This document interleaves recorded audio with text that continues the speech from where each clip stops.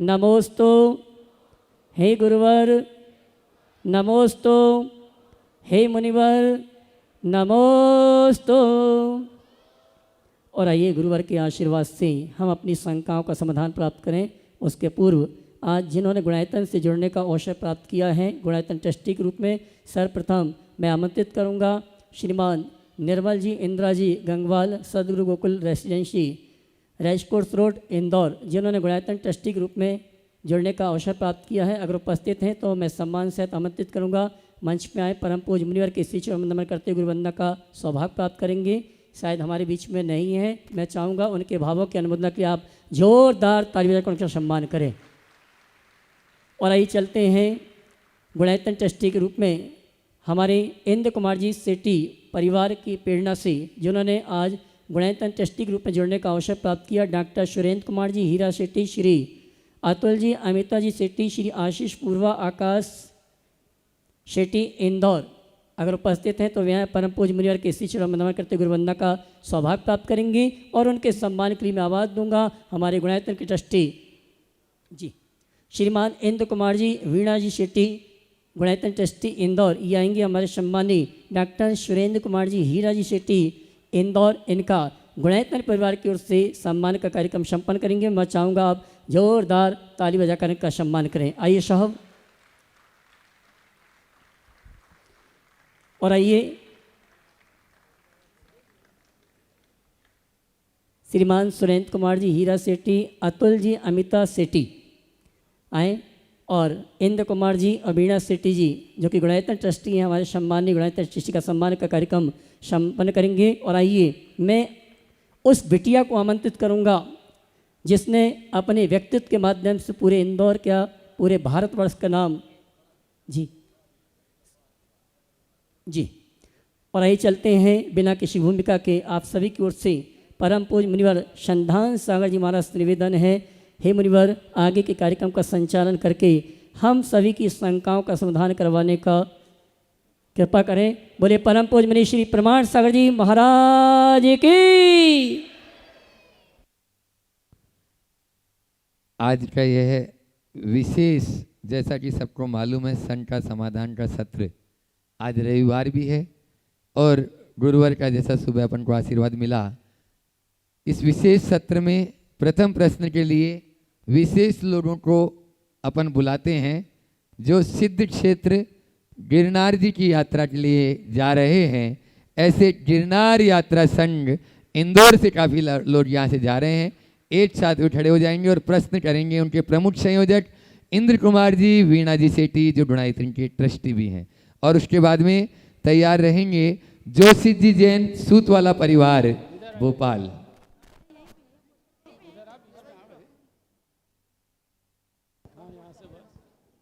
आशीर्वाद भी ले लें आप और बोलें इंद्र कुमार जी। हाँ, नमोस्तु महाराज जी, इच्छामी छुल्लक जी। महाराज श्री दिगंबर जैन आम समाज संगठन इंदौर द्वारा ज़रूरतमंद 250 परिवारों को निःशुल्क गिरनार तीर्थ वंदना कराई जा रही है। महाराज जी, हम इस यात्रा को यादगार कैसे बनाएं, इसके लिए आपका मार्गदर्शन और बहुत आशीर्वाद की ज़रूरत है। नमोस्तु महाराज जी। सबसे पहले तो मैं इस अच्छे कार्य के लिए इंदर जी और आपकी पूरी टीम को आशीर्वाद देना चाहूँगा कि आप जो इस तरह का उपक्रम कर रहे हैं बहुत ही अनुकरणीय उपकरण है और ऐसा सत्प्रयास सभी को करते रहना चाहिए। आपने बहुत अच्छा सवाल किया है कि इस यात्रा को यादगार कैसे बनाएं। मैं सभी से कहूँगा कि तीर्थ यात्रा को अपने जीवन की अंतर यात्रा का आधार बना लो, इसे अपने जीवन का टर्निंग पॉइंट बना लो। आपका जीवन यादगार नहीं शानदार बन जाएगा। आप इस यात्रा को केवल एक यात्रा के रूप में न देखें, आप तीर्थ वंदना के लिए जा रहे हैं। खूब भाव भक्ति से भर करके वंदना करें और यथासंभव जितना बन सके संयम साधना के साथ रहें। गिरनार जा रहे हैं तो वहाँ तो और विशेष संयम रखने की ज़रूरत है और सावधानी रखें और खूब भाव भक्ति के साथ भगवान की आराधना करें। वो आपके जीवन के लिए यादगार बनेगी और हर व्यक्ति अपने जीवन के लिए कोई ना कोई एक ऐसा दृढ़ संकल्प ले जो जीवन भर निभाया जा सके। ओ नमोस्तु महाराज जी। बस एक ही, महाराज जी एक चलो। जो इंसान बुरी स्थिति में फिसले नहीं एवं अच्छी स्थिति में उछले नहीं, वह इंसान कैसा है? फिर से बोलो। जो इंसान बुरी स्थिति में फिसले नहीं एवं अच्छी स्थिति में उछले नहीं, वह इंसान कैसा है? फिर से बोलिए। जो इंसान बुरी स्थिति में फिसले नहीं और अच्छी स्थिति में उछले नहीं, वह कैसा है? जो बुरी स्थिति में फिसले नहीं और अच्छी स्थिति में उछले नहीं, वो कैसा है? देखो, जो जमीन से जुड़ा हुआ है वैसा है। समझ गए? जो जमीन से जुड़ा होता वो फिसलता नहीं और वो उछलता भी नहीं। समझ गए? और उनकी एक संरचना में अंतर होता है, उसके पैर फ्लैट होते हैं। समझ गए? जिसके पैर फ्लैट होते हैं ना, जल्दी फिसलता नहीं और जल्दी से उछलता नहीं। तो मैं सभी से कहूँगा, बुरी स्थिति में फिसलने से और अच्छी स्थिति में उछलने से बचना चाहते हो, जमीन से जुड़े रहो। चलो। नमोस्तु महाराज जी। जोशी नमोस्तु। पीछे। हाँ, जोशी जी जैन सूत वाला परिवार अपने पूरे परिवार के साथ में यहाँ पर उपस्थित है। उनका प्रश्न भी बहुत अच्छा होता है, आप लोग प्रश्न ध्यान से सुने। सभी लोग बैठ जाएं, गिरनार यात्रा वाले, और उसके बाद में तैयार रहेंगे उमेश जी तिवारी जी मीडिया से अपने बीच में हैं, अनिल जी सीए के साथ में वे तैयार रहें। मंचासीन सभी महाराजियों के चरणों में बारंबार नमोस्तु नमोस्तु नमोस्तु। शुल्लक महाराजियों के चरणों में इच्छामी इच्छामी इच्छामी। महाराज जी, जब जीवन में बदलती हवा है तो बदलता मन है, और भीगता तन है तो धुलता मन है। महाराज जी, प्रश्न यह है कि जीवन में ऐसी कौन सी ऋतु आ जाए कि आदमी का मन बदल जाए, और ऐसी कौन सी वर्षा से बारिश हो जाए कि आदमी का मन मैला न रह जाए। नमोस्तु भगवान। ऐसा कौन सा मौसम आए जो मन बदल जाए, और ऐसी कौन सी बारिश हो जो मन धुल जाए। शायद यही बोलना चाहिए। जी महाराज जी। मैं तो एक ही बात कहता हूँ, मन में बसंत ले आओ। समझ गए? सदा बहार प्रसन्न बने रहो। बसंत सबसे अच्छा होता है, न सर्दी न गर्मी, आनंद ही आनंद। और ये मन में बसंत आएगा कब? जब हमारे जीवन में सकारात्मकता और संतोष की भावना जगेगी तब। तो अपने अंदर ऐसी सकारात्मकता और संतोष की मनोवृत्ति को जागृत करें, जिससे मन सदा बहार प्रसन्न रह सके और मन में बसंत को जगाया जा सके। और आपने ऐसा पूछा, ऐसी कौन सी वर्षा करे। मेरी दाहिनी ओर आवाज़ बहुत आ रही है, आज क्या बात है? जो भी गतिविधियां चल रही है बच्चों की अन्यों की, उसे थोड़ा बंद कर दे, थोड़ा शांत करे। और मन का मैल धोना चाहते हो तो ज्ञान की वर्षा करो। अगर ज्ञान की वर्षा होगी तो सब धुले। चलिए।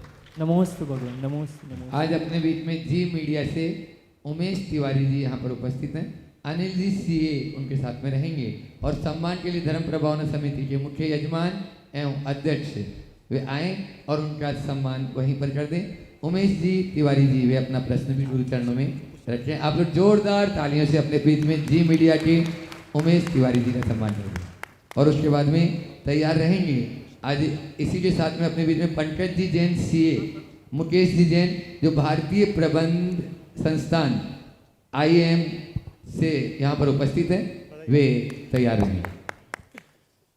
मुनि महाराज जी के चरणों में और मुनि संघ के चरणों में सादर चरण स्पर्श। नमोस्तु नमोस्तु नमोस्तु।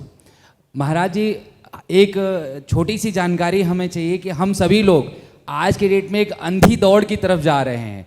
एक प्राइवेट नौकरी हो रही है, सब लोग अपनी सफलता को लेकर के कहीं ना कहीं जजमेंट में लगे रहते हैं कि हम सफल कब होंगे, हमारी सफलता का पैरामीटर क्या होना चाहिए, पैमाना क्या होना चाहिए, जहां एक क्षण आए कि लगे कि नहीं अब इस अंधी दौड़ से रुक करके हमें आध्यात्म की तरफ मुड़ जाना चाहिए। आप हमें मार्गदर्शन करें महाराज। देखिए, सफलता का जो प्रसिद्ध अर्थ है वह केवल यही है, किसी निर्धारित लक्ष्य को प्राप्त कर लेना सफलता है।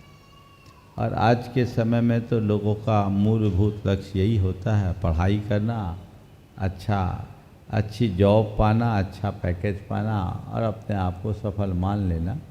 पर मेरे नज़र में ये सफलता वास्तविक सफलता नहीं। मेरे दृष्टि में वही सफलता अर्थपूर्ण है जो हमारे मन की प्रसन्नता को बनाए रखे। समझ गए? वह प्रसन्नता अर्थहीन है, वह सफलता अर्थहीन है जो हमारे मन की प्रसन्नता को छीन ले। तो अपनी मन की प्रसन्नता को बनाए रखे, जो जीवन में संतोष और रचनात्मकता के विकास के बाद ही घटित हो सकता। ओ पंकज जी, मुकेश जी जैन, भारतीय प्रबंध संस्थान से, इंदौर से, वे अपना प्रश्न गुरु चरणों में रखे और उसके बाद में अपने बीच में शोभित जी जैन IAS अपने पूरे परिवार के साथ में यहाँ पर उपस्थित हैं, वे अपना प्रश्न रखेंगे। शोभित जी जैन हो तो वे मंच पर आ जाएंगे। महाराज जी के श्री चरणों में नमोस्तु, छुलक जी के श्री चरणों में इक्षामि। महाराज जी, ये कहा जाता है कि आपको यदि अच्छा जीवन जीना है तो आपके जो एक्शन हैं और जो थॉट्स हैं वो समान रहना चाहिए। महाराज जी, हमारे जो एक्शन हैं और जो थॉट्स हैं उनमें कैसे बैलेंस रहे, कैसे हमारा जीवन अच्छा बने, इस पर मैं आपका बहुत अच्छी बात है। अगर अच्छा जीवन जीना है तो हमें अपने थॉट्स और एक्शन में समानता बना के रखना चाहिए। और आपने ये बहुत अच्छा सवाल किया है कि इनमें हम बैलेंस कैसे रखें। कुछ मत कीजिए, भावना योग करना शुरू कर दीजिए, हमारे थॉट प्रोसेस भी सुधरेगी और एक्शन भी सुधरेगा और हम अपने जीवन को बहुत बेहतर बनाने में समर्थ हो सकेंगे। दरअसल होता है, अक्सर ऐसा होता है कि हम अपने इमोशंस को कंट्रोल नहीं कर पाते और अपने भावनाओं के बहाव में बहते ही हमारे विचारधारा बिगड़ जाती है, संतुलन खोता है, फिर हमारी क्रियाशीलता भी प्रभावित होती है। भावना योग हमें इतना समर्थ बना देता है कि हम उन सब पर बहुत सहजता से नियंत्रण पाने में समर्थ हो सकते हैं और यही सामर्थ्य हमारे जीवन को संतुलित और सुव्यवस्थित बनाता है। महाराज जी, मेरा एक भावना योग से रिलेटेड एक उदाहरण है। मेरी वाइफ महाराज जी अभी कुछ मतलब कि प्रेग्नेंट है, वो अभी भावना योग आपने बताया होगा कि प्रेग्नेंट वुमेन को करना चाहिए। महाराज जी पहले बहुत डरती थी वो, लेकिन जब से उसने भावना योग चालू करा है महाराज जी, उसके जीवन में बहुत ही सहजता है। अब वो इतनी डरती नहीं है महाराज जी। बहुत सुंदर, बहुत सुंदर। वो डर नहीं रही है, चिंता मत करो, निडर बच्चे की माँ भी बनेगी, इसमें कोई संशय मत करो। नमस्ते महाराज जी, नमस्ते महाराज जी। चलो आगे। शोभित जी जैन IAS और परिवार, फिर उसके बाद तैयार हैं कोमल प्रकाश जी मंदसौर, इनके साथ में अखिल भारतीय दिगंबर जैन सकल नरसिंहपुरा समाज के कार्याध्यक्ष और कार्यकारिणी भी तैयार रहेगी। गुरुदेव के चरणों में त्रैबार नमोस्तु। गुरुदेव एक बहुत पहुँचे हुए इटालियन इंडोलॉजिस्ट या भारतवेद हुए हैं, लिंग्विस्ट भी थे वो, और गुरुदेव लगभग 1910-1919 के आसपास ये थे। इनका नाम था प्रोफेसर LP टेसिटोरी। गुरुदेव इन्होंने कथन किया है जैन धर्म के बारे में। उन्होंने कहा, Jainism is of a very high order, its important teachings are based upon science. और आगे ये बहुत महत्वपूर्ण बात कहते हैं Gurudev, the more the scientific knowledge advances the more the Jain teachings will be proven. बहुत सुंदर। अर्थात गुरुदेव के जैसे जैसे विज्ञान आगे बढ़ते जाएगा वैसे वैसे धर्म जो है जैन धर्म वो और ज़्यादा प्रामाणिकता को प्राप्त करेगा, प्रामाणिकता उसकी और ज़्यादा साबित या सिद्ध होती जाएगी। गुरुदेव ऐसे ही एक नोएल रेटिंग करके हुए हैं जर्मन इंडोलॉजिस्ट, उन्होंने कहा था, only in Jainism of all the living religions do we see a fusion of the primitive with the profound. तो गुरुदेव इसको आगम के अनुरूप हम लोग किस प्रकार से गुरुदेव इसका परीक्षण करें या उसके आधार पे हम कैसे निष्कर्ष पे पहुंच सकते हैं गुरुदेव? क्योंकि नमस्ते। बहुत सुंदर। जो दो बातें अभी हम सबके बीच प्रस्तुत की है, एक बार इनका हृदय से स्वागत कीजिए। ये जैन धर्म के लिए बहुत गौरव का विषय है और मैं तो चाहता हूँ जो कोट आपने अभी जारी किया है इसका मूल रेफरेंस के साथ सब पूरे विश्व में इसे हमें प्रसारित किया जाए पूरे तथ्यों के साथ, ताकि लोग जैन धर्म के इस गौरव और गरिमा से परिचित हो सके।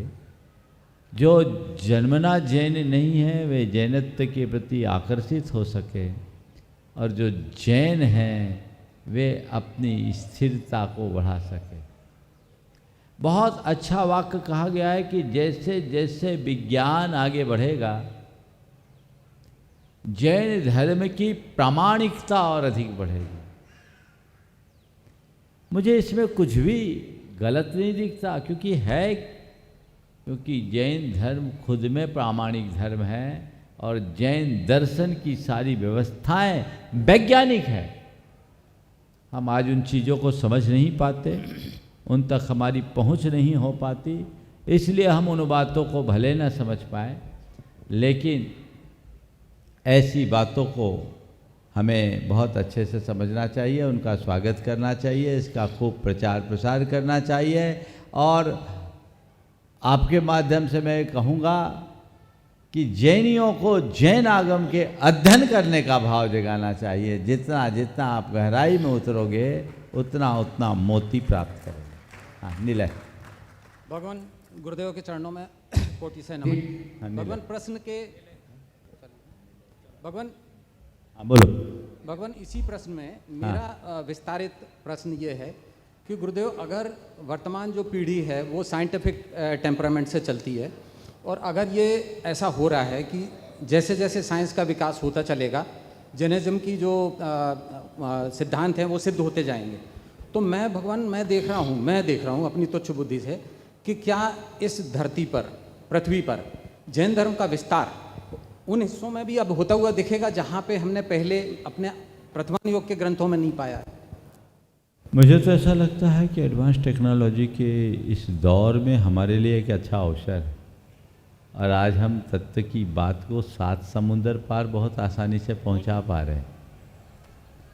तो हमें चाहिए कि जैन धर्म की युगानुरूप व्याख्या करके हम लोगों तक पहुंचाएं, और इस बात का सफल और सार्थक प्रयत्न करें कि जैन धर्म सार्वभौमिक, सार्वजनीन और सार्वकालिक धर्म है, तो बहुत बड़ी उपलब्धि होगी। नमोस्तु गुरुदेव। ओम। हाँ, नमोस्तु।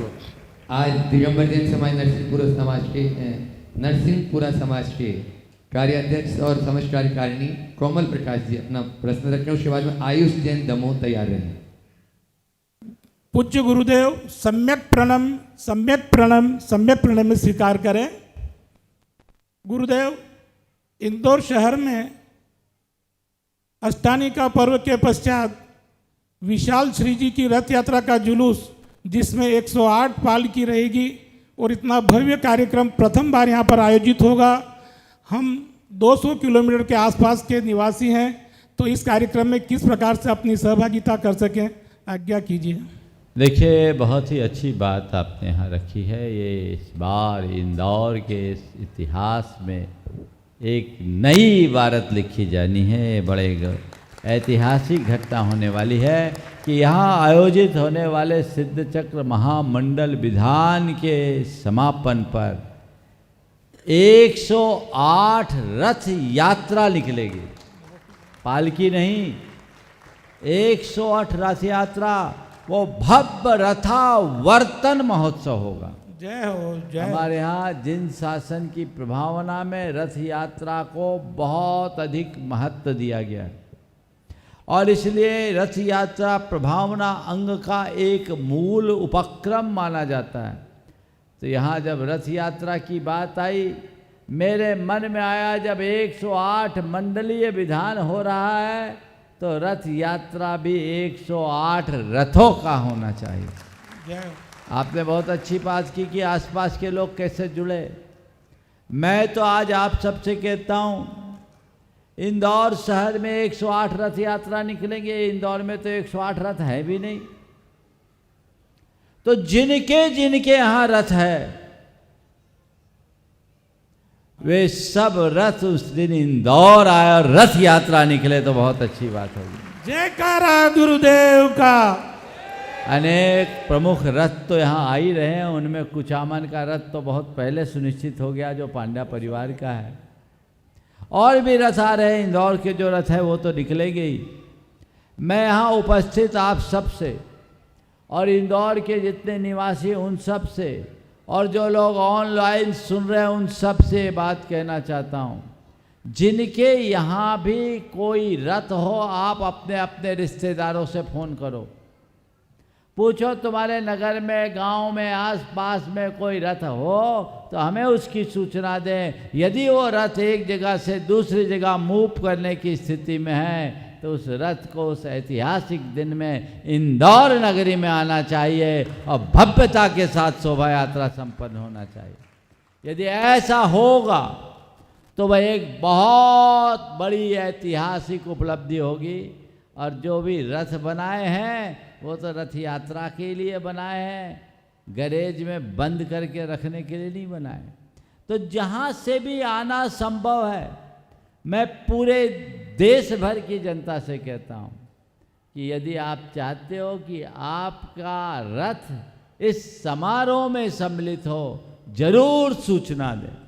आपके पास कोई माध्यम नहीं है तो प्रमाणिक ऐप है, उसमें आप अपनी सूचना भेज दें।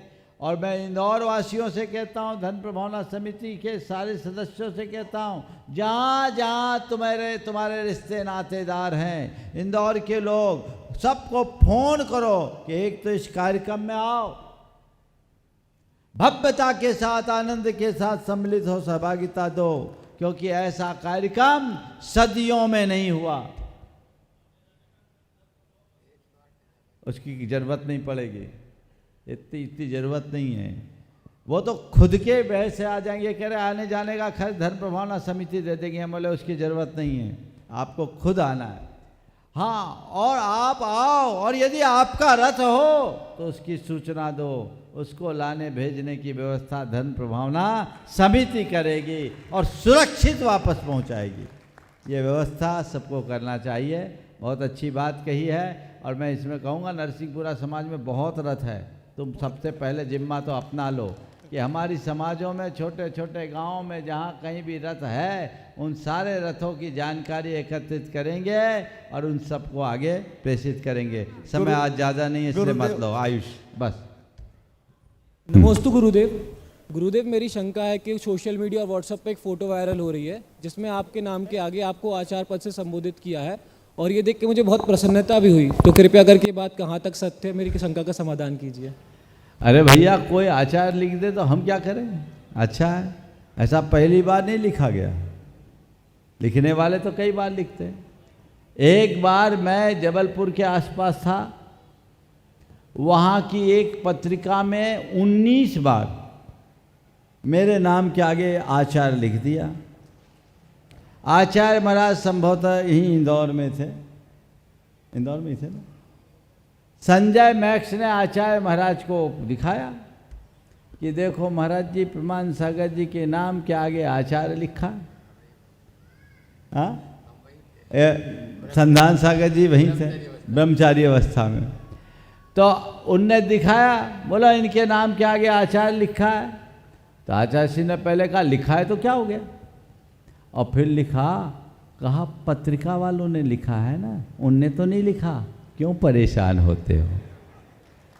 आगे समझ, ऐसे तो कोई भी लिख दे और कोई भी छाप दे, समझ गए, उससे कोई फर्क नहीं पड़ने वाला। और किसी के नाम से के आगे कुछ लिखने से कुछ नहीं बनता, बनने के लिए पूरा जीवन खपाना पड़ता है, समझ गए। इसलिए इन सब बातों में बिल्कुल दिमाग मत लगाओ, जो है सो सामने है। कईयों की शरारत भी होती है, कईयों की अज्ञानता भी होती है, और हो सकता है कई हमारे ज़्यादा शुभचिंतक होंगे, तो मैं उनसे कहता हूँ, अरे मेरे इतने शुभचिंतक बनते हो तो आचार्य क्यों लिखते हो? लिखना ही है तो सिद्ध लिखो, तो ज़्यादा प्रसिद्ध होगा, ज़्यादा अच्छा है। और हमारा अंतिम ध्येय तो वही है, मुझे और कुछ बनूं या ना बनूं, सिद्ध तो बनना ही है, और तुम बना नहीं पाओगे। वो मुझे खुद ही बनना है, समझ गए। इसलिए फिजूल की बातों में बिल्कुल भी दिमाग लगाने की ज़रूरत नहीं है। ये सब बातें चलते रहती है और कुछ लोगों को कोई काम भी नहीं रहता, तो बीच बीच में ऐसी जॉब तो मिलते रहनी चाहिए। ऐसा है, इन सब बातों में बिल्कुल आप लोग ध्यान मत दें। आज मैं आगे के कार्यक्रम को बढ़ाने के पहले, आज मैंने सुबह कहा था आज कुछ विशेष होगा। बंधुओं, हमारे बीच आज आपके ही शहर की बिटिया सुरभि, जो इन दिनों अमेरिका में है, आपके योगेंद्र जी सेठी की बेटी है और वर्तमान में सुरभि पांड्या अमेरिका में है, बहुत अच्छा काम कर रही। और उनके साथ doctor Anil ji Singhvi, MD oncologist, दोनों एक साथ खड़े हो जाए, एक बार जोरदार करतल ध्वनि से इनका अभिनंदन कीजिए। बंधुओं, पिछले 3-4 महीने से, बल्कि उससे ज़्यादा हो गया, मैं एक प्रयोग कर रहा था और मैंने आज तक उस विषय में आप लोगों से यही कहा कि मैं समय पर बताऊंगा, और आज मैं वही आप सबको बताना चाह रहा हूं जो मेरा अपना अनुभव है। हम लोग अपनी जो जीवन शैली है उसे पूरी तरह बिगाड़ चुके हैं। मनुष्य को अपनी प्रकृति के अनुकूल जीना चाहिए, और हमारी प्रकृति ने हमें अंदर से इतना व्यवस्थित बनाया है कि यदि अंदर कुछ गड़बड़ हो तो प्रकृति खुद अपने से ठीक कर ले। लेकिन हम लोग अपनी आदतों के कारण, अपनी बिगड़ी हुई जीवन शैली के कारण प्रकृति के विरुद्ध जाकर यदवा तदवा कार्य कर लेते हैं, और उससे हम अपनी मूलभूत शक्ति को खंडित करते हैं। पिछले 4-5 महीने से लगातार हमने जो प्रयोग किया, अब मुझे लगता है कि मैं प्रकृति के बहुत निकट आ गया हूँ, और आप लोगों को मेरा शरीर जरूर दुबला दिखता होगा, पर मेरी शक्ति 10 गुनी बढ़ गई, ये मैं अनुभव करता हूँ। इस प्रयोग से अगर मैं एकदम आप लोगों की बोल चाल की भाषा में बोलूं तो ये कह सकता हूं, मेरी गाड़ी का एवरेज बढ़ गया। अब ईंधन की खपत कम और गाड़ी की रफ्तार बढ़ गई। और क्या चाहिए? अगर कोई 1 लीटर में 10 किलोमीटर चलने वाली गाड़ी 1 लीटर में 30 किलोमीटर चलने लगे तो इससे अच्छी बात क्या होगी, बोलो? हाँ, तो अब ये गाड़ी ऐसी हो गई, इसका एवरेज बढ़ गया। ये लोग बार बार मुझसे कहते थे कि महाराज यदि इस प्रक्रिया को अपना ले तो जो तत्व हम बाहर से लेते हैं वो हमारे शरीर में उत्पन्न होने लगेंगे। और वाकई में आज मैं देखता हूँ कि मेरे भीतर एक नई फैक्ट्री चालू हो गई जो हमारे शरीर के लिए सारे आवश्यक तत्व अपने भीतर खुद उत्पन्न कर देते हैं। बंधुओं, बहुत सारी प्रॉब्लम्स लोगों को रहती है, आप उनका ध्यान नहीं दे पाते, लेकिन इस तरह की प्रक्रिया को अपनाएं तो लाइफ स्टाइल से संबंधित सभी बीमारियों से मुक्त तो हो सकते हैं। आज मैं ये बात विश्वासपूर्वक आप सबसे कह सकता हूँ। उन सबका जीवंत प्रमाण मैं हूँ। मुझे पिछले 2 सालों से हल्का ब्लड प्रेशर बढ़ा रहता था। मैं डॉक्टरों के दबाव में उसके लिए आयुर्वेदिक गोलियाँ लेता था, लेकिन 1.5 महीने से मैंने कोई गोली नहीं ली। मेरा ब्लड प्रेशर नॉर्मल है और अब लेना भी नहीं पड़ेगी। मुझे पता है, फैटी लीवर हो, डायबिटीज हो, हाइपरटेंशन हो, किडनी संबंधित बीमारी हो, अस्थमा संबंधित बीमारी हो, ये बहुत बड़ा बदलाव लोगों में हुआ है। और ये लोगों ने जो काम करना शुरू किया है वो अद्भुत अद्भुत। कई लोग शाकाहारी हो गए। सुरभि के एक फ्रेंड है, उसने 17 उपवास कर लिया, अमेरिकन 17 उपवास, और जैन धर्म का को पूरी तरह फॉलो करने लगे। डॉक्टर अनिल सिंघवी के ग्रुप में एक मुस्लिम व्यक्ति, उनका वीडियो मैंने देखा, दुबई का शुद्ध शाकाहारी हो गया और स्लीप एपनिया जैसी बीमारी से मुक्त हो गया।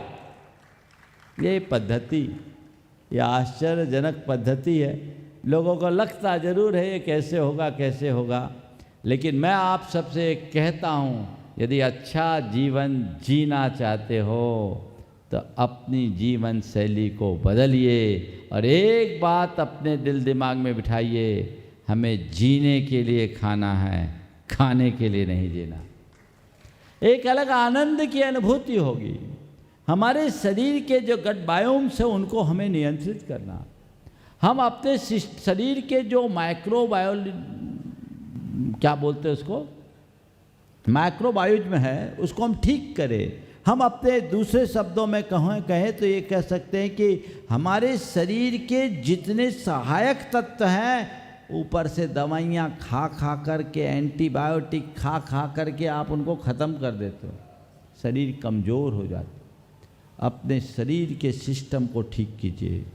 हमारे यहाँ कहा जाता है पहला सुख निरोगी काया, शरीर माध्यम खलु धर्म साधनम। तो अपने शरीर को स्वस्थ बनाए रखने की जिम्मेदारी हमारी पहली होनी चाहिए। सब कुछ हो और शरीर ही स्वस्थ ना हो तो क्या होगा, लुंज पुंज बने रहोगे ना। तो आप पूर्ण ऊर्जा के साथ, पूर्ण उत्साह के साथ, पूर्ण उमंग के साथ जीना चाहते हैं तो रास्ता बदलिए, अहिंसा के पथ पर आगे बढ़िए, स्वस्थ जीवन शैली को अपनाइए, संतुलित आहार को अपनाने का प्रयास कीजिए। हमारे यहाँ युक्ताहार विहार की बात बहुत पहले से कही गई, उसे अपनाने की कोशिश कीजिए, आप बहुत अच्छे रहेंगे। बाकी मैं चाहूँगा ये लोग संक्षेप में अपनी बात करें। और आज के इस मौका में इनने हमारे साथ, इन लोगों ने बहुत मेहनत की और नियमित, सुरभि अमेरिका से और डॉक्टर सिंघवी तो डेली मेरे पास सवेरे आते हैं, डेली बिना नागा। ये इन लोगों ने बहुत मेहनत की और मैं बीच में थोड़ा सा सोचता था, मेरे ऊपर बड़ा दबाव रहता था, डॉक्टर लोग चिंतित, जो आए महाराज ये गड़बड़ वो गड़बड़, ये गड़बड़ वो गड़बड़, पूरे देश के लोग चिंतित। पर मैं अंदर से ठाने था कि भैया तुम्हारी चिंता को हम, अभी तुम चिंतित हो, जिस दिन मैं बोलूँगा तुम चकित रह जाओगे, चिंता करने की ज़रूरत नहीं। आज सब लोगों के मन में मैं खुद चकित हूँ अपने अंदर की फीलिंग से, बहुत बड़ा अंतर है। तो ये अंतर सबके जीवन में घटित हो सकता है। अभी मुझे बताया कि आजकल छोटी छोटी बीमारियों में, चाहे आपको डेंगू हो जाए, चिकनगुनिया हो जाए या वायरल हो जाए, एंटीबायोटिक्स आप देते हैं। एंटीबायोटिक ले रहे थे, इसमें एक प्रकार की हिंसा आप कर रहे हैं और अपने शरीर को कमज़ोर कर रहे हैं। आज की चिकित्सा पद्धति में बीमारियों के लक्षण को देखकर उसे मिटाया जाता है, बीमारी की जड़ को नहीं मिटाया जाता। बीमारी पैदा क्यों हुई ये देखो ना। अगर आपने आहार विज्ञान को ठीक तरीके से समझ लिया तो बीमारी उत्पन्न ही नहीं होगी, आपके अंदर की इम्यूनिटी इतनी स्ट्रांग हो जाएगी, चीज़ें अपने आप ठीक होगी, व्यवस्थित होगी। तो मैं सबसे कहना चाहता हूँ, आप लोग भी इन बातों पर विचार करें और सही परामर्श के साथ इस दिशा में आगे बढ़ें तो जीवन में बहुत बड़ा बदलाव होगा। मैं चाहूँगा इन दोनों का आप लोग सम्मान भी कीजिए एक बार जोरदार करतल ध्वनि के साथ, और संक्षेप में ये अपनी बात भी कहेंगे। और यदि इस तरह की प्रक्रिया को आगे बढ़ाया जाए और उसके साथ भावना योग भी जोड़ा जाए तो हम पूरे देश को स्वस्थ करने में बहुत बड़ी भूमिका निभा सकेंगे। ऐसा सब प्रयास सबको करना चाहिए। श्री पांडे का सम्मान के आमंत्रित करूंगा। श्रीमती रानी दोषी और चंदनवाला पाटौदी आ जाए सम्मान करने के लिए। हो गया। हाँ बोलिए सुरभि। आप जरूर तालियों में कंजूसी न रहे, जोरदार तालियां बजा दें। इन्होंने बहुत बड़ा कार्य किया है जो अपने गुरुदेव को हमेशा हमेशा के लिए स्वस्थ कर दिया। ऐसे सुरभि पांडे अपना वक्तव्य करें।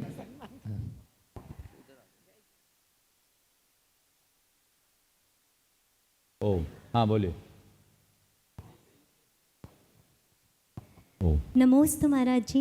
मुनि श्री प्रमाण सागर जी महाराज के आशीर्वाद से आज हमारे इस 11 साल के शोधन कार्य को आवाज़ मिली है और न्यूयॉर्क में रह कर के क्षमा सागर जी महाराज की प्रेरणा से धर्म प्रभावना मैंने निरंतर करी, किताबें लिखी जैन धर्म की, पहला दूसरा तीसरा चौथा कदम, कुछ बोर्ड गेम्स बनाए और तीर्थंकर महावीर जैसी फिल्म का सह निर्देशन किया।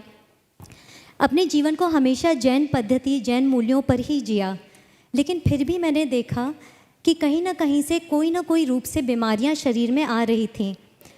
मैं रात्रि भोजन नहीं ले रही, ना मैंने कभी आलू प्याज जल मूल कंद कभी खाया, तो समझ नहीं आया कि क्यों ये बीमारियां मुझे आज घेरी हुई हैं। 11 वर्ष के सतत प्रयास से और जितने भी न्यूट्रिशनल साइंटिस्ट हैं उन लोगों के रिसर्च पेपर्स को स्टडी करके इस बात की समझ आई कि मैं जैन धर्म के मूल्यों को, जो कि आज स्वास्थ्य के बेसिस पर लिखा गया है, कैसे मैं समझ सकूं और बेहतर रूप से। और इनको समझ करके मैंने केवल 3 महीने के अंदर अपनी सारी बीमारियों को रिवर्स कर दिया। उसके बाद एक प्रोग्राम चालू करा लाइफस्टाइल इंटेलिजेंस करके न्यूयॉर्क में, जहाँ पर काफ़ी सारे अमेरिकन्स इस पद्धति का लाभ ले रहे हैं। और ना केवल अमेरिकन्स, सारी दुनिया से लोग जुड़कर अपने स्वास्थ्य को बढ़ा रहे हैं। न्यूयॉर्क में शिफाली जी अजमेरा ने इस प्रोग्राम को किया, स्वास्थ्य लाभ लिया और उन्होंने आगे बढ़कर मुनि श्री प्रमाण सागर जी महाराज से आशीर्वाद दिलाया। महाराज जी ने इस चैलेंज को ग्रहण किया और अपनी एनर्जी लेवल्स, अपनी शक्ति को 4 से 10 गुना बढ़ाया। तो मैं आप सबसे ये प्रश्न करती हूँ, क्या आप लोगों को खाना खाने के बाद में नींद आती है? आराम करने की इच्छा होती है? या कई लोग ये भी कहते हैं कि आज आराम करने का समय ही ना मिला, होता है ऐसा? क्या आप लोग आज इतनी शक्ति रखते हैं कि अपने बच्चों के साथ में दौड़ भाग कर सकें, उनके साथ सॉकर खेल सकें या बैडमिंटन खेल सकें? इतनी एनर्जी है आपके पास? जब कोई हमारी लाइफ के अंदर स्ट्रगल्स आते हैं, परिस्थितियों में ऊपर नीचे उहापोह होती है, उस समय क्या हम बिल्कुल निर्विकल्प होकर अपने जीवन को जी पाते हैं कि बहुत नेगेटिव थॉट से हम घिर जाते हैं, टॉलरेंस नहीं होता, चिल्ला चोट मचाते हैं और घबराते भी हैं? होता है ये सब हमारे साथ, राइट? तो आप समझिए कि प्राकृतिक रूप से ये सब हमारे साथ नहीं होना चाहिए। हमारे पास में कुछ ऐसी शक्तियाँ हैं, रहस्यमय शक्तियाँ हमारे खुद के शरीर के अंदर प्राकृतिक रूप से हमें ये दी गई हैं। इस शरीर के माध्यम से ही, जिसे हम बोलते हैं आज हमारा ह्यूमन बर्थ है, ये डिफ़ॉल्ट सेटिंग में ये हमारे साथ में आई हुई हैं। इस शक्ति को बढ़ाया जा सकता है, समझा जा सकता है, उसका उद्घाटन किया जा सकता है, लेकिन हम अगर उसे एक चांस दें तो। हम लोग जो खाद्य पदार्थ के माध्यम से कार्बोहाइड्रेट्स लेते हैं, उनका जो एंड प्रोडक्ट होता है वो शुगर होता है। कार्बोहाइड्रेट मतलब क्या? ब्रेड खाई, रोटी खाई, अनाज खाया, इन सब का एंड प्रोडक्ट, राइस चावल लिए, इन सब का and product, by product sugar होता है। हम रोज़ रोज़ इन कार्ब्स को लेते हैं, शुगर हमारे ब्लड में जाता है और फिर हमको एनर्जी मिलती है कि हम सुबह शाम के कार्यों को अच्छी तरह से कर सकें। होता है ना सबके साथ ऐसा? जिस दिन नहीं खाओ उस दिन बैठे रह जाते हैं, करेक्ट? तो इस तरह से हम समझते हैं कि हमारे रोज़ के खाने से हमें एनर्जी मिलती है, लेकिन हमारे शरीर के अंदर एक रहस्यमय शक्ति है जो रोज़ रोज़ के खाने पर डिपेंडेंट नहीं है। और वो रहस्यमय शक्ति अगर उजागर हो जाती है तो बिना किसी डिपेंडेंसी के हमारे एनर्जी लेवल्स मेंटेन हो सकते हैं।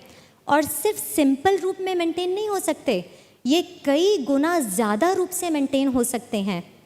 1 ग्राम कार्बोहाइड्रेट के मॉलिक्यूल में 4 किलो कैलोरीज एनर्जी होती है जो हमें मिलती है, लेकिन जब हमारी बॉडी के अंदर हमारे ही मॉलिक्यूल्स, जिनका नाम है फैट्स, आप सब जानते होंगे, वसा, ये फैट मॉलिक्यूल जब बर्न होते हैं तो 1 ग्राम फैट मॉलिक्यूल के बर्न होने से आपके शरीर के अंदर 9 किलो कैलोरीज की एनर्जी स्वाभाविक रूप से आपको प्रदान करता है आपका ये शरीर। लेकिन हमने कभी उसको उद्घाटन किया ही नहीं, क्योंकि हम रोज़ रोज़ कार्ब्स खाते हैं। तो एक बार ज़रूर हमें अपनी शक्ति का उद्घाटन करना चाहिए। हम सब जैन हैं, प्रकृति से जुड़ते हैं, शायद जैन शब्द बना भी प्रकृति से ही है। अगर हम प्रकृति के माध्यम से अपने खुद के होने का उद्घाटन सही मायने में नहीं करते, तो फिर हमारे पास में तप की, त्याग की ऊर्जा कहाँ से आएगी? अभी तो हमें गुस्सा आता है, अभी तो हमें चीज़ों से जूझना पड़ता है। ये हमारे लिए नहीं है ऐसा।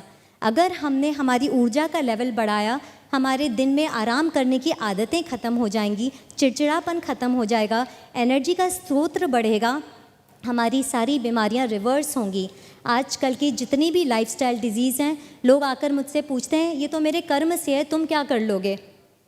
तब उनको मुझे बताना पड़ता है कि ये आपने इनवाइट करी हैं बीमारियां अपने शरीर में, इन्हें कहते हैं लाइफस्टाइल डिजीज़ेज़।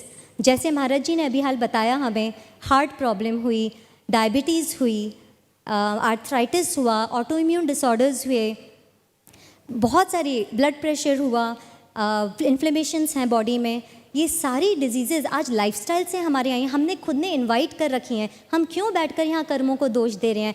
हमें तो पुरुषार्थ करना चाहिए कि अपने भीतर की छुपी हुई रहस्यमय शक्ति को हम उजागर करें, और फिर चल कर के हम अपने अंदर की ऊर्जा इतनी बढ़ाएं कि जिसमें हम विश्वास रखते हैं हमारे प्रशस्त मार्ग में, जो कि मोक्ष मार्ग है, उस मोक्ष मार्ग की तरफ हम आरूढ़ हो सकें इस ऊर्जा शक्ति से जो हमारे भीतर रहस्य बनकर हमारे अंदर मचल रही है बाहर निकलने के लिए। मैं आप सबसे निवेदन करूंगी, एक बार इस शक्ति के उद्घाटन को मौका दें, अपनी सारी बीमारियों को ख़त्म करें आप लोग, और मन लगा करके मोक्ष मार्ग की तरफ अपने पैरों को आगे बढ़ाएं। जय जिनेंद्र।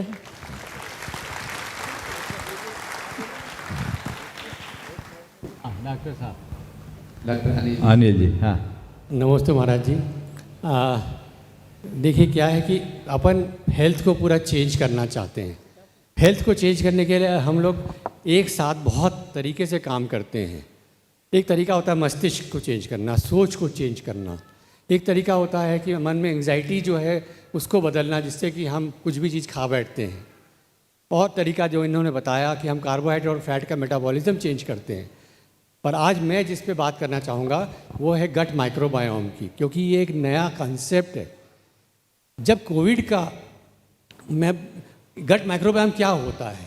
गट माइक्रोबायोम उतने सारे जीव हैं, छोटे छोटे महीन, जो हमारे अंदर रहते हैं, हमारे पूरे 22 फीट के इंटेस्टाइन में रहते हैं, हमारे मुंह में रहते हैं और हमारे फेफड़े में रहते हैं। ये जीव हमें जन्म जन्मांतर से मिलते चले आए हैं। ये एक तरह से मान लीजिए कि ये हमारे मकान के किराएदार हैं, और इनका काम है किराया नहीं देना, इनका काम है हमारी रक्षा करना। कैसे रक्षा करना? एक हमारे इम्यून सिस्टम को वो प्रॉपर तरीके से रेगुलेट करते हैं। अगर गट माइक्रोबायोम आपका सही काम करता है तो आपको छोटी मोटी बीमारियां नहीं होगी, आपको वायरल फीवर, डेंगू बार बार नहीं होगा, और आपको कोविड नहीं होगा। ये स्टडी पूरी प्रूवन हुई है कि जिन लोगों में कोविड ज़्यादा खतरनाक रूप में हुआ है, जिनमें ज़्यादा मौतें हुई हैं, उनके गट माइक्रोबायोम खराब थे। सोचिए। दूसरी बात, अब ये जो किराएदार हमारे लिए क्या काम करते हैं? इम्यून सिस्टम करते हैं। दूसरा, हमारे लिए विटामिन्स बनाते हैं। विटामिन B12 कौन बनाता है? बाहर से नहीं मिलता। वेजिटेरियन लोगों में कहते हैं नहीं मिलता, लेकिन गट माइक्रोबायोम अंदर से बनाता है, जो अभी महाराज श्री ने आपसे कहा। तीसरा काम वो करते हैं कि आपके ब्रेन को संतुलित करते हैं, आपके इमोशंस को संतुलित करते हैं। तो अगर आपका ब्रेन सही काम करता है, वो इसलिए करता है क्योंकि आपके माइक्रोबायोम जो है, जितने कीटाणु, वो सही काम कर रहे हैं। और चौथा सबसे इम्पॉर्टेंट, कि वो आपके बॉडी को मैसेज देता है, इसने जो खाना खाया इसको बर्न कर दो, या फिर ये मैसेज देगा कि इसने जो खाना खाया इसको फैट में कन्वर्ट कर दो। वो गट माइक्रोबायोम करता है। अब चूंकि गट माइक्रोबायोम एक बहुत बड़ी जनता है, बहुत तरह तरह के किराएदार हैं, कभी कभी ख़राब किराएदार भी आ जाते हैं। मान लीजिए कि आपका मकान एक बहुत पॉश कॉलोनी में है, बहुत सुंदर मकान है, तो आप उसे किसी गुंडे, हिस्ट्री शीटर को किराए पे तो नहीं दोगे, क्योंकि अगर आपने दिया तो क्या करेगा? वो मकान की गत बिगाड़ देगा, मकान जर्जर हो जाएगा, केयर नहीं करेगा। तो आज आपके सबके शरीर में हिस्ट्री शीटर गुंडे टाइप के गट माइक्रोबायोम बैठे हुए हैं।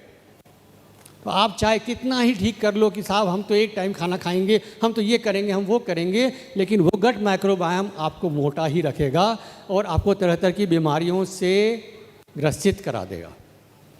तो हमारा काम रहता है यहाँ कि हम उन गट माइक्रोबायोम को निकाल फेंकें और उनकी जगह अच्छे माइक्रोबायोम डालें जो प्रकृति ने हमारे लिए पहले से ईजाद करके रखे हैं। तो हमारा पूरा प्रोसेस उस पर चलता है और वही प्रोसेस में टाइम लगता है, 2 महीने 3 महीने, लेकिन काम हो जाता है। और जब काम हो जाता है तो हमारे जिन लोगों ने भी ये काम किया है, डॉक्टर्स ने भी किया है, वो कहते हैं हम सब कुछ खाते हैं, वज़न बढ़ता ही नहीं, हमारा वज़न बढ़ा दो। ऐसी प्रॉब्लम यदि आप लोग लेना चाहें तो ज़रूर इस तरह की प्रक्रिया में आएँ, नहीं तो कोई बात नहीं, समझिए। तो ये जो है कुंजियाँ हैं कुछ जो कि हम लोग ने ढूंढी है और इसको इम्प्लीमेंट करने का साइंटिफिक तरीका भी खोज लिया है। कोई दवा नहीं, कोई भी स्पेशल सप्लीमेंट नहीं, सिर्फ हमारे प्रोसेस से, खाने पीने के प्रोसेस से अंदर से पूरी चेंज करना, नया गट माइक्रोबायोम इंस्टॉल करना है और आप बिल्कुल ठीक हो जाएंगे जीवन भर के लिए। सिर्फ जीवन भर के लिए नहीं, आपके आने वाली जनरेशन्स भी आपको देखा देखी ठीक हो जाती है। ये देखा है हमने, हम लोग कितने साल से ये काम कर रहे हैं। बस इतना ही मुझे कहना था। बहुत बहुत धन्यवाद। बहुत सुंदर, बहुत अच्छा काम ये लोग कर रहे हैं और मैं तो चाहूँगा इसे बढ़ावा दिया जाए, सब लोग इससे जुड़े। आज ही एक बहन जी मेरे पास आई थी वाशिंगटन से, अगर यहाँ सभा में हो तो थोड़ा खड़े हो जाएं। हैं क्या? देखिए ये बहन जी है वाशिंगटन से, सुरभि जी, ये वाशिंगटन की बहन जी है। इन्होंने आपका पूरा प्रोग्राम एक बार कर लिया है। आगे आ जाइए आप देख लीजिए। और ये कह रही हैं कि हमसे आके इन्होंने कहा महाराज मैंने एक बार पूरा प्रोग्राम कर लिया, सामने आ रही है, और दूसरी बार मैं फिर करना चाहता हूँ। और इनको देख के लगता है कि ये प्रोग्राम कर ली, और बिल्कुल मैं तो ये कहता हूँ इस प्रोग्राम को करने वाला पिंड खजूर की जगह छुआरा बन जाता है, और छुआरा ज़्यादा छरहरा होता है और वो बिल्कुल चीज़ें आती है। तो ये चीज़ें हमको देखना चाहिए और ये बहुत अच्छा है। इसकी लोकप्रियता दिनों दिन बढ़ रही है और कई लोग इसको कीटो डाइट से जोड़ते हैं। ये कीटो डाइट से बिल्कुल भिन्न है। कीटो डाइट में प्रोटीन्स दिया जाता है और उसमें नॉनवेज भी अलाउ करते हैं। यहाँ वैसा कुछ नहीं, अपने भोजन के माध्यम से सारे कार्य संपन्न होते हैं। अब भैया आगे की कार्यवाही करेंगे। आपकी तालियां वो बहन जी आ रही अच्छे हो जाएगी। और आइए आज हमारे बीच में मध्य प्रदेश के मुखिया, यशस्वी मुख्यमंत्री डॉक्टर मोहन जी यादव, उनकी बहन श्रीमती कलावती यादव, जो कि उज्जैन नगर निगम में सभापति हैं, हमारे बीच उपस्थित हैं। मैं सम्मान से आमंत्रित करूंगा।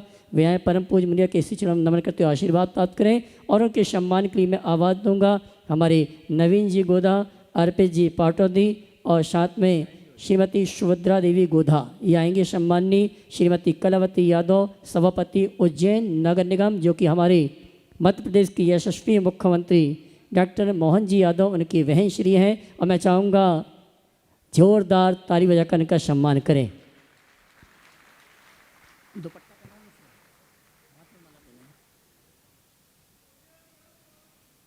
श्रीमती कलावती जी यादव, जो कि उज्जैन नगर निगम में सभापति के रूप में अपनी सेवाएं दे रही हैं, आज हमारे बीच उपस्थित हैं। हमारे मध्य प्रदेश के मुखिया डॉक्टर मोहन जी यादव उनकी बहन हैं और मैं चाहूँगा आप भी ताली बजाकर उनका अभिनंदन स्वागत करें। और मैं आमंत्रित करूँगा अपनी बात रखने के लिए श्रीमती कलावती जी यादव, सभापति उज्जैन नगर निगम।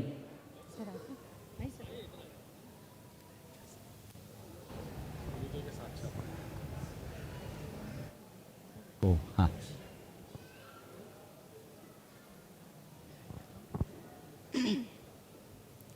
आज परम पूज्य गुरुदेव के सानिध्य में आकर, उनके शरण में आकर मैं अपने आप को बहुत सौभाग्यशाली महसूस कर रही हूँ। और संत कोई भी हो, हमें यदि उनका सानिध्य, बाबा तुलसीदास जी ने तो कहा ही है, एक घड़ी आधी घड़ी आदि में पुनियाद, तुलसी संगत साधु की हरे कोटि अपराध। तो ये मेरा सौभाग्य है या कोई पुण्योदय हुए हैं तो महाराज श्री प्रमाण सागर जी महाराज के सानिध्य में आने का आज अवसर मिला है। और निश्चित रूप से यहाँ महाराज जी के साथ साथ आप सबके दर्शनों का लाभ मिला है। और पिछले कई दिनों से भैया क्या शुभना अर्पित जी मुझे रोज़ आग्रह कर रहे थे, दीदी आ जाइए आ जाइए, लेकिन जो सौभाग्य के क्षण होते हैं या ऐसे कार्यक्रमों में आने के लिए संयोग भी बनते हैं जो आज बना है। और मैं महाराज जी के सानिध्य में आई हूँ। मुझे कई सारे जैन समाज के कार्यक्रमों में जाने का अवसर मिला है और महाराज पूज्य महाराज विद्यासागर जी महाराज के भी दर्शनों का अवसर मिला है, उनका सानिध्य भी कई बार प्राप्त हुआ है। लेकिन आज महाराज जी के सानिध्य में आकर मैं सौभाग्यशाली तो हूँ ही, लेकिन स्वास्थ्य को लेकर भी सुरभि जैसी बहन का जो सुनने को मिला है, स्वास्थ्य को लेकर उनका व्याख्यान निश्चित रूप से बहुत ही अच्छा है और उससे हम प्रेरणा भी लेंगे कि उनका कुछ लाभ, स्वास्थ्य लाभ हम ले सकें। निश्चित रूप से बहुत अच्छी बात है और महाराज जी ऐसे सभी को बढ़ावा दे रहे हैं यहाँ पर, जिनमें जो प्रतिभा है वो बड़ी अच्छी बात है। और कह रहे हैं कि 100 देशों में ये महाराज जी का प्रसारण होता है कार्यक्रम का, तो मैं इस कार्यक्रम में आके पुनः सौभाग्यशाली महसूस करती हूँ और आप सबको बहुत बहुत बधाई और शुभकामनाएं प्रेषित करती हूँ कि चौमासे में आपको महाराज जी का यह रोज़ाना सत्संग का अवसर आपको मिल रहा है। महाराज जी के मुखारविंद से जो उनकी आशीर्वचन है, जो उनकी वाणी है, वो आप सबको रोज़ाना सुनने को मिल रही है। उसमें से आज थोड़ी देर के लिए इस प्रवचन को सुनने का अवसर मुझे भी मिला है। मैं ईश्वर को धन्यवाद देती हूँ और आप सबको पुनः शुभकामनाएं करते हुए, महाराज जी के चरणों में प्रणाम करते हुए, पूरे सब साधु वृंदों के चरणों में प्रणाम करते हुए, सब भक्त वृंदों के चरणों में प्रणाम करते हुए अपनी वाणी को विराम दूंगी। जय जिनेंद्र, जय श्री महाकाल। बहुत सुंदर। अभी आपने बहन जी के उद्गार को सुने, ये इनके अंदर के संस्कारों की अभिव्यक्ति है। इनकी भावना ऐसी फलीभूत होते रहे, यही मेरा आशीर्वाद। और आप ये बच्चों को देख रहे हैं, ये बच्चे महाराज श्री ने दशरक्षण के दिनों में मिशन 10 डे का जो कार्यक्रम बनाया था, उसके विजेता बच्चे, एक बार जोरदार इनका अभिनंदन कर दीजिए। और बंधुओं, अभी जो विगत दिनों से भक्तामर की गंगा यहाँ प्रवाहित हो रही है, वो धारा कल से फिर निर्बाध प्रवाहित होगी। ठीक 8:35 से वो कार्यक्रम प्रारंभ होगा और आप सब उसका आनंद लेना चाहते हैं तो जो यहाँ है वो यहाँ, और जो घर बैठे लाभ लेते हैं वे बिल्कुल समय पर इसका लाभ लें ताकि इस उपक्रम का पूर्ण आनंद लिया जा सके। ओम शांति।